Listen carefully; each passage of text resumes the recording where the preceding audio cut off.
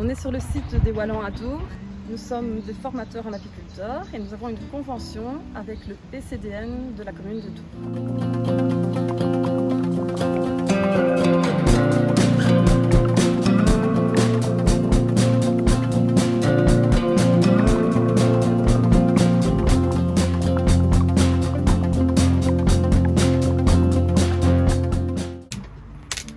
Pourquoi de mettre une hausse sur le corps de la ruche? C'est pour justement extraire le miel sans travailler dans le corps, sans détruire ce qu'elles ont mis en place pour qu'elles vivent.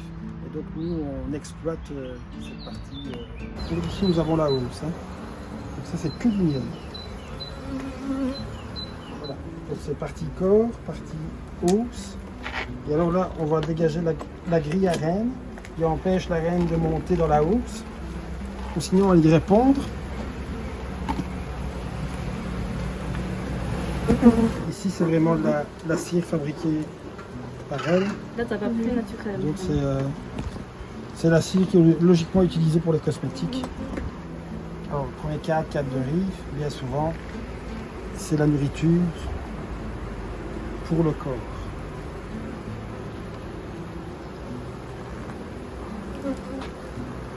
Tout ce qu'on voit ici, ça c'est tout du miel operculé.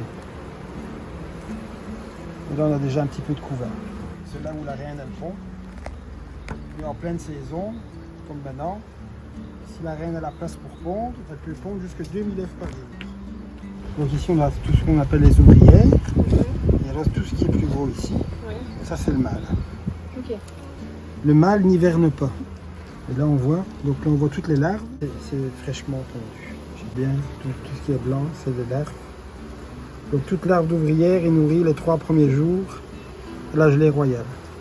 Et ce qui crée une reine, c'est que la cellule royale, elle est nourrie à la gelée royale tout le long. Et après la reine, toute sa vie est nourrie à la gelée royale. Couvain d'ouvrière, alors tout ce qu'on voit ici bombé, ça c'est du couvain mâle. Donc le mâle est issu d'un œuf stérile pondu par la reine. Donc là on voit la reine, elle est marquée l'année passée avec un point blanc. On la marque. Hein. Donc c'est une couleur pour 2 années différentes. Donc il y a 5 couleurs différentes pour l'hiver. C'est une chance de voir la reine à cette période. Donc Comme il y a beaucoup de population, on ne la voit pas tout le temps. On voit bien le miel qui est mis sur le haut, du cadre. Okay. Et tout ce qu'on voit, toutes les couleurs différentes, c'est tout du pollen. Dans le miel, il y a très peu de pollen. Il y en a hein, dans le miel. Hein.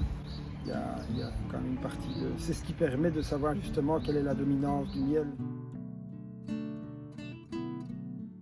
Alors, un enfumoir. Donc, on fait une fumée froide.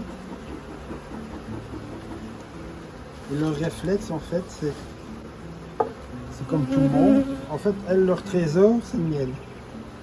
Donc elles ont le réflexe pour elles, il y a le feu à la ruche, automatiquement elles vont se mettre sur le miel, elles se gorgent de miel, et pendant qu'elles se gorgent de miel, elles ne s'occupent pas de miel. Le comportement, c'est donc elles vivent en colonie, un peu comme les fourmis le font aussi. Donc elles ne sont pas, on n'a pas ce qu'on appelle ici les abeilles solitaires qu'on voit souvent dans les hôtels à insectes, mais qui font aussi leur travail de pollinisation. Comme les abeilles, mais l'abeille ne fait pas d'hybridation. Comme le bourdon, donc le bourdon peut être domestiqué et mis en serre, mais à ce moment-là il est enfermé. L'abeille n'accepte pas d'être domestiquée mais est mise en serre. Le bourdon, quand il reste dans la serre, ben à ce moment-là il n'y a pas d'hybridation parce qu'il a une seule fleur qui peut faire. Par contre l'abeille ne sait pas vivre non plus avec une seule floraison. Elle a besoin justement de nectar et de pollen différents pour survivre. Alors pourquoi la survie de l'être humain elle est liée comme ça à la survie des abeilles? Il y a la pollinisation qui est très importante.